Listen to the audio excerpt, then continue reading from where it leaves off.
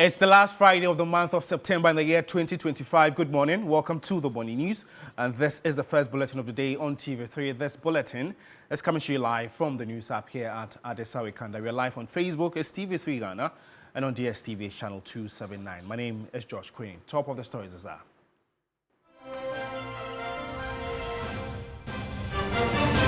President John Dramani Mahama addressing the UN calls for a reset of the global financial system and condemns the war in Gaza.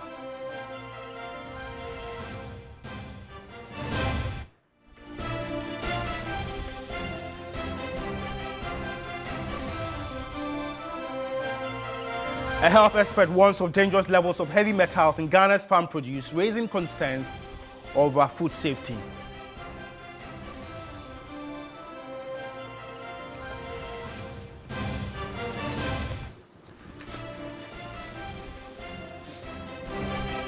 And in business, a financial economist cautions against rushing to lower policy rates despite calls from the Food and Beverages Association.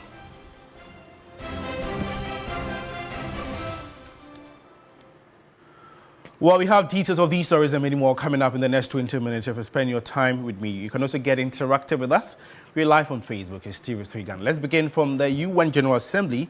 As President John Dramani Mahama is demanding not only a reform of the Security Council, but also a reset of the global financial architecture, which is currently rigged against Africa.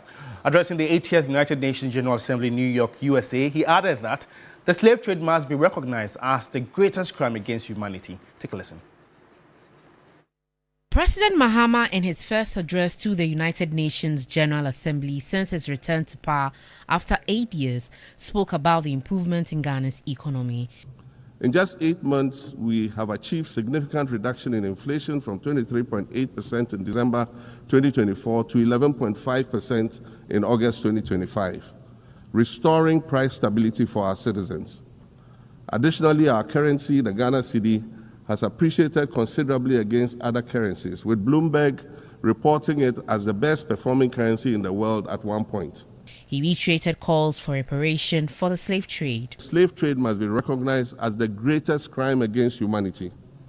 As the African champion on reparations, Ghana intends to introduce a motion in this August body to that effect.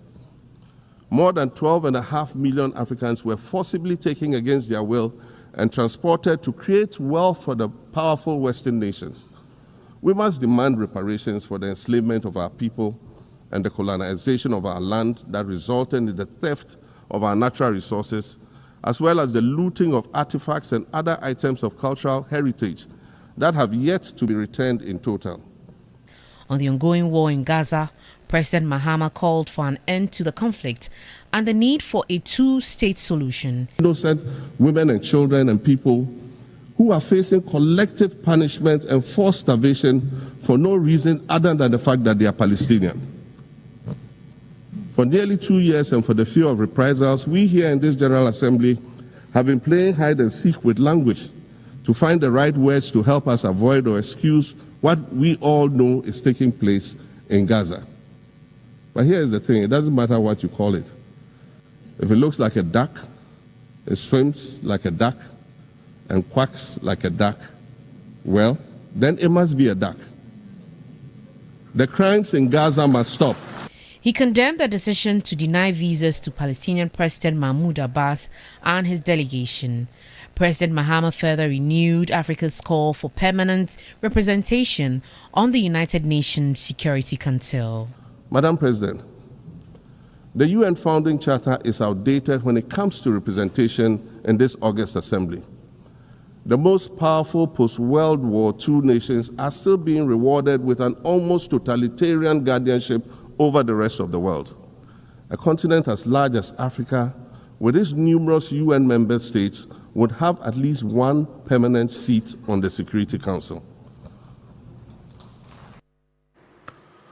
Well, you can have access to this full speech when you go onto our website. It's 3news.com. And away from the UN General Assembly, Acting Chief Justice Paul Bafo-Boni says he will run an open administration and deepen collaboration between the bench and the bar if approved as Chief Justice. He made these pronouncements when leadership of the Ghana Law Society paid a courtesy call on him in Accra.